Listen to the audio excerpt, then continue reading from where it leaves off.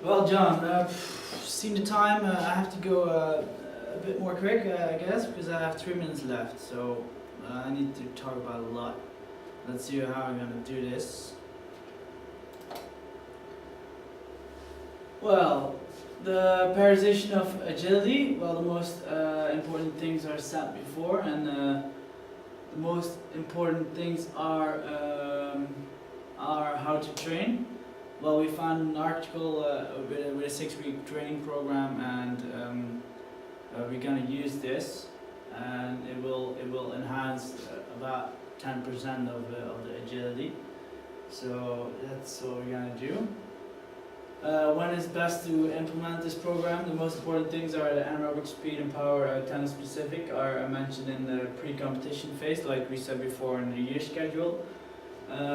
Development and improvement of specific skills are in the pre-competition phase as well, so that's why we're going to start this program in that phase. Test and retest is done because the test is done before already in the testing phase, so we have a good measurement of zero test, and then we can test after this program again. We have sub goals per phase, so which are the milestones. I have to run through this.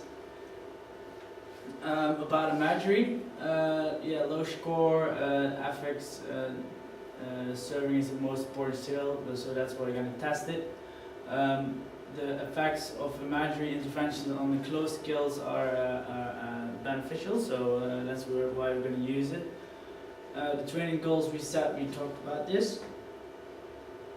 How are we going to train it? Well, a few important things is we saw an article from Bacon, 2007. It's Tim Bacon, is a squash coach in Canada, and he implemented an imagery training program, and he did it in 3 steps. And we used one step of his because of boys maybe not be able to pick it up really quick in personality and a cognitive level wise.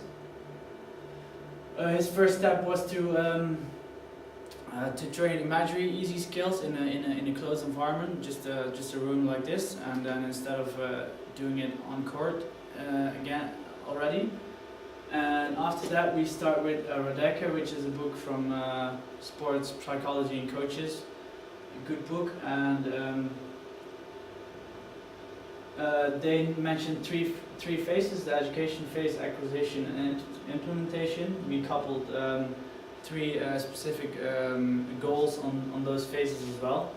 And it's the first phase is more about introduction about imagery development. The second phase is about development of the imagery skills, and the implementation phase is to build it into practice and competition.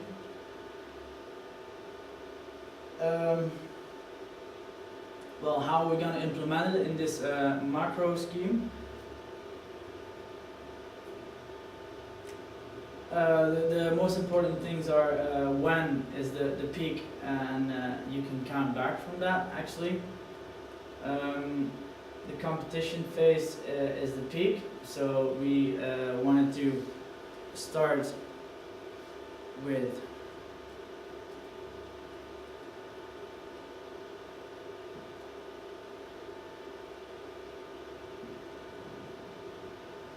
we want to start with the program in about the pre-season.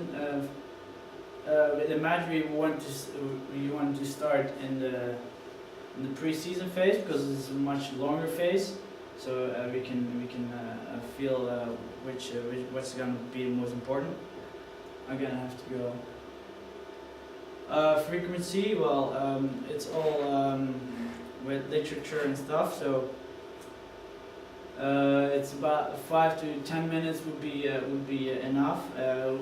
So it will not change any emotional thoughts. It will not drag attention from the training, so it doesn't affect other.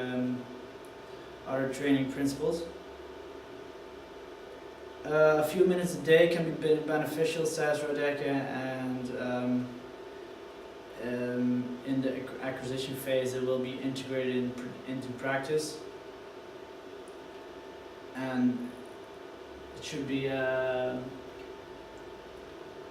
encouraged to practice on his own as well, so not just in practice here. We want to measure it, of course. We do want to measure it on different phases in the pre and post all the phases we saw, and we want to do it with a imagery. Well, there's a like a questionnaire you can test your imagery skills, and besides that we wanna check if we reach the goal by monitoring and testing his first serve while using imagery and compare it to the first one he said.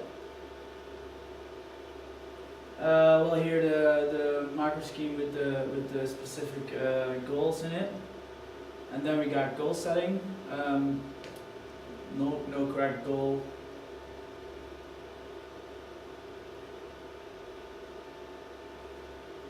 Well, yeah, there's not really a peak, and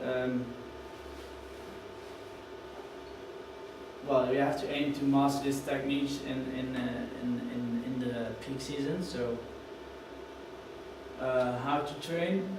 It's actually the same as the mental skill as well. So we have an education phase, acquisition phase, and implementation phase. The first one is more to create awareness and a goal mentality, which can take like 8 till 12 weeks, but we decided to make this period a bit longer because maybe that boy doesn't pick it up really good, or we just have some room for switching in this. To create some commitment, there's we built this in as well in the third or fourth week of the program. This is yeah, what it says. There's a whole program you can use,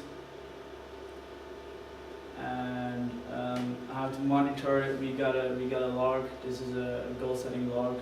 You just set your goals. You see your current level, your goal level.